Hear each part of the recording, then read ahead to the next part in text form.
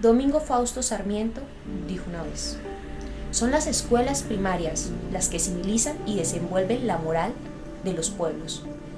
Las escuelas son las bases de la civilización. ¿Quién fue? ¿Qué aportes dio la educación? Acompáñenos a descubrirlo.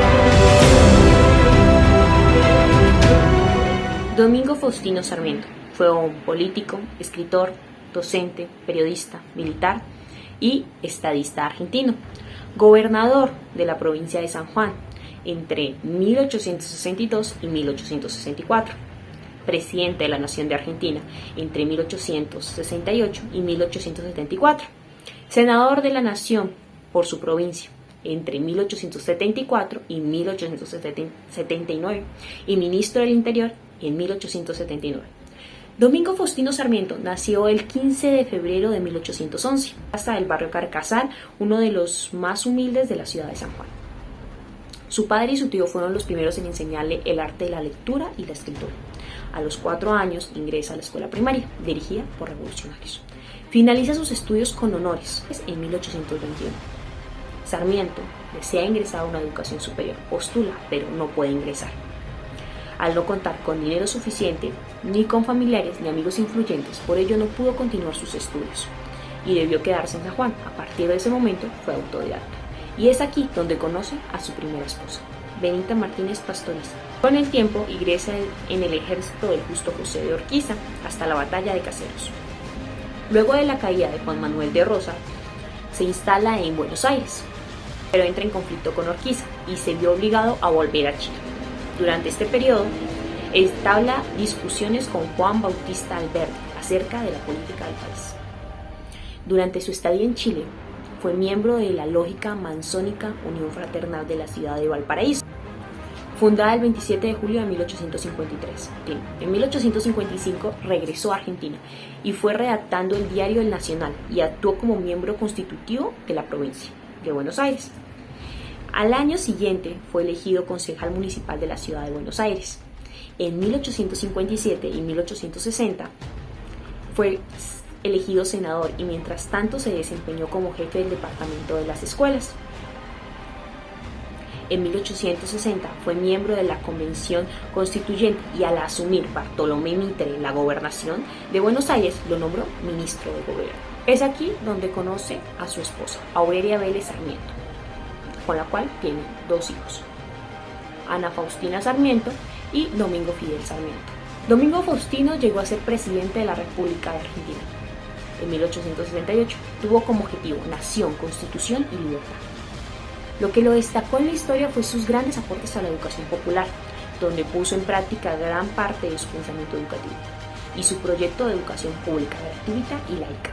Domingo Sarmiento muere el 11 de septiembre de 1888, a sus 77 años, por un infarto agudo al miocardio. Su vida es una muestra de superación. Su vida nos demuestra lo que puede llegar a ser un hombre con convicciones. Abarquemos sus aportes a la pedagogía. En eso nos centraremos. Domingo Faustino Sarmiento y sus aportes a la pedagogía. La pedagogía de Sarmiento surge en la época de la colonia. Sarmiento elabora una pedagogía política de carácter social fundada en la concepción de la filosofía de Durkheim y Nardburg. Sus objetivos eran aumentar la instrucción de todos los individuos capacitados para las funciones sociales, erradicar la tiranía y asegurar la igualdad. Todo esto configura una pedagogía política implícita en educación popular. Importó las escuelas normales y la estructura escolar normalista para organizar el sistema educativo nacional. Sarmiento propuso una simplificación ortográfica que él mismo practicó para facilitar al pueblo la lectura y escritura. Su promotor del proceso científico a favor de la enseñanza.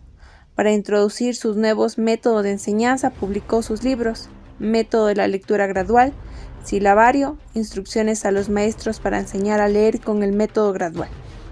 Influencia a la pedagogía latinoamericana de Domingo Faustín Sarmiento. La gran preocupación de Sarmiento, la tarea a la que consagró toda su vida, fue educar al pueblo, al conjunto de la población argentina, para elevar su espíritu, mejorar su situación económica y con ello favorecer el desarrollo de una nación libre y soberana. En la Escuela Moderna de Hispanoamérica, que creó en Buenos Aires, aplicó los más modernos métodos prácticos y entre ellos los Pestalozzi de los maestros prusianos. Combatió los modelos pedagógicos tradicionales. El maestro debe ser formado profesionalmente para las escuelas normales, en una nación que necesita fortalecer la educación. Al igual, los maestros deben ocupar metodologías y técnicas para la formación. Incorporó a la mujer a la acción educativa, quedando unidas al hogar, la escuela y la sociedad en una misma empresa de civilización. La profesión docente se complejó con la organización de cursos vacacionales para maestros. Sarmiento crea las bibliotecas populares ambulantes. Concepción del otro, de la educación o del subalterno, vemos que defiende la disciplina del amor reflexivo.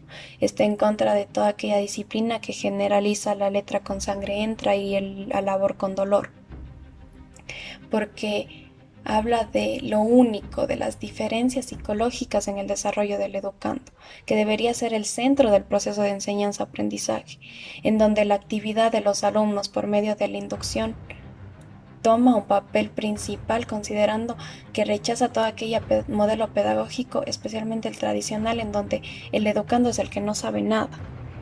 Él reconoce la idoneidad, las aptitudes y las grandes cualidades de sus estudiantes, porque está formando soberanos, ciudadanos, está formando.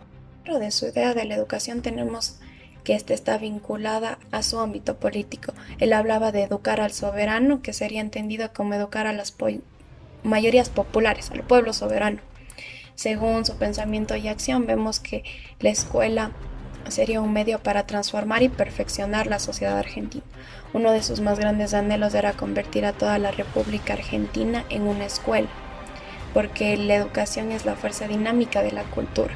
Es este medio para transformar los pueblos atrasados, pobres, fanáticos y supersticiosos de América Latina en pueblos emprendedores, con espíritu moderno, en grandes trabajadores, es decir, en progreso mismo.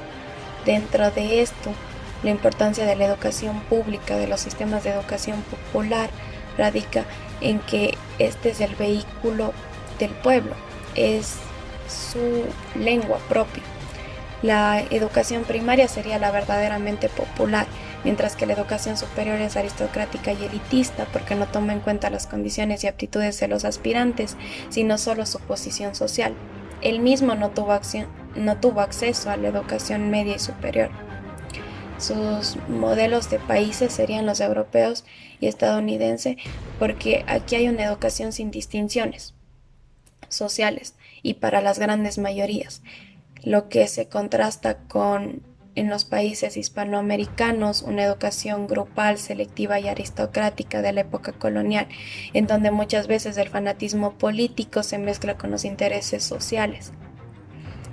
Resalta la importancia de la educación pública porque esta es la capaz de despertar el talento, la virtud, el genio de todo el pueblo, que sin esta quedarían ocultos y malogrados, como gérmenes que, faltos de calor y humedad, dejan de fecundarse en el seno de la tierra. Fue maestro desde los 15 años y no dejó de enseñar hasta el fin de sus días. La escuela, dice, es ese lugar opulento en el que está disponible el saber experimental, la belleza y el saber libresco. Allí podrán crecer los jóvenes que harán ese siempre esquivo país futuro. Su actuar fue visto como una panacea, capaz de resolver los problemas más profundos de la Argentina de ese entonces. Sus intereses artísticos. Amante del arte social. Escribe: la cordillera es lo más grandioso de esta máquina inmensa, sobre la cual viajamos por el espacio. Dice: la función de la literatura y del arte es que ellos tienen un propósito definido y deben ser socialmente útiles, rechazando así abiertamente la idea del arte por el arte. Sarmiento elogió a otros escritores como Víctor Hugo, Balzac, Sand, etc., e incluso en sus propios escritos se ve una clara influencia del romanticismo francés. Proclamó repetidamente que la lengua es del pueblo y no de las academias, y que el teatro y la literatura son formas de criticar y mejorar las costumbres. En las jóvenes generaciones parecía que Sarmiento depositaba su esperanza de sentar las bases duraderas de un país próspero.